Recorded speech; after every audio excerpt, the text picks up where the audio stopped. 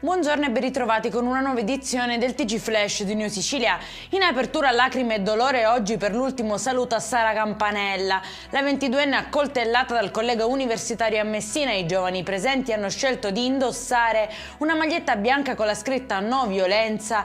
Ai familiari hanno portato una foto, un palloncino a forma di cuore con sopra la frase "Mi amo troppo per stare con chiunque".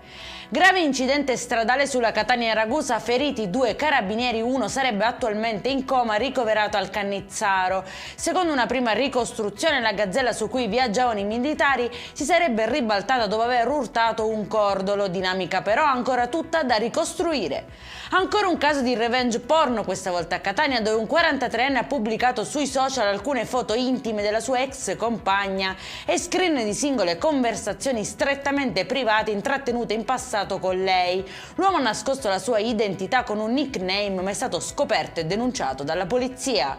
E restiamo sempre nel capoluogo etneo, dove sono stati sequestrati 7 kg di cocaina. Erano nascosti in uno zaino sospetto intercettato tra i rifiuti nel quartiere San Cristoforo. La droga, una volta suddivisa in dosi e immessa sul mercato dello spaccio, avrebbe fruttato oltre 2,5 milioni di euro.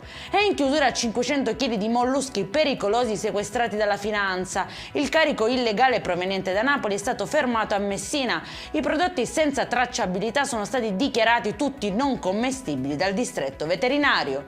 Per questa edizione è tutto, prossimo appuntamento alle 19:30, buona giornata!